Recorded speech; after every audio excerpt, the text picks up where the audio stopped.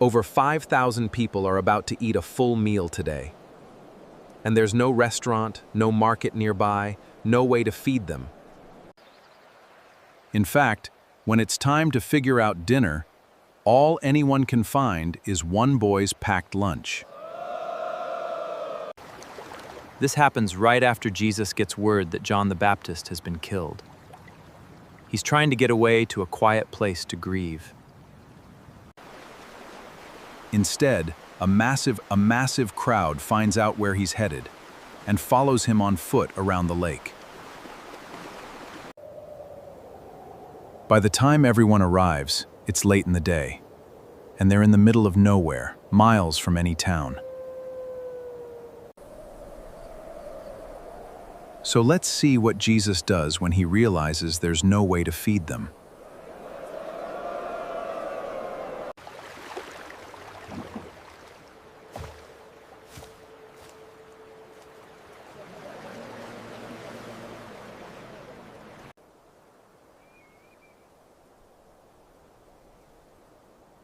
They're like sheep without a shepherd.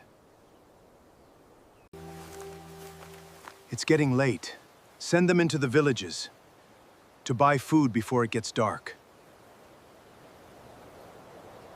Where can we buy bread for all these people to eat? Even half a year's wages wouldn't buy enough for each of them to have a bite.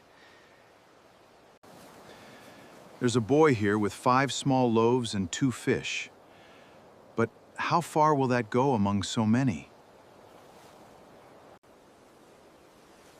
Please sit down in groups of 50. There is plenty of room this way. Jesus takes what little he's been given and looks up to give thanks before touching a single piece of bread. As he breaks it apart, piece after piece keeps coming, more than what he started with. The disciples move from group to group, and somehow there's always enough for the next hand reaching out. Thousands of people are eating a full meal, from a lunch that was never meant to feed more than one boy.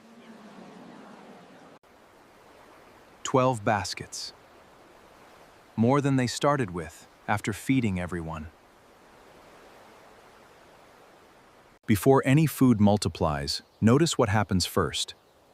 Jesus looks at an exhausted, needy crowd and feels compassion, not annoyance. The disciples' first instinct is math. Send them away, there's not enough. Jesus' response isn't a bigger calculation. It's a different starting point entirely.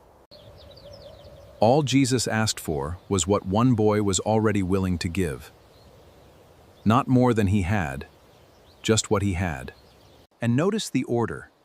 Jesus has everyone sit down in organized groups before anything is handed out. Provision here comes with structure, not chaos. And what's left over isn't just enough. It's 12 baskets more than they started with.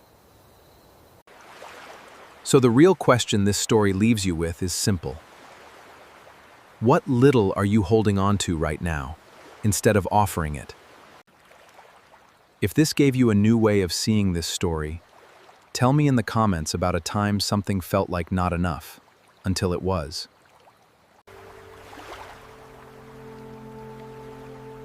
Subscribe for the rest of this series.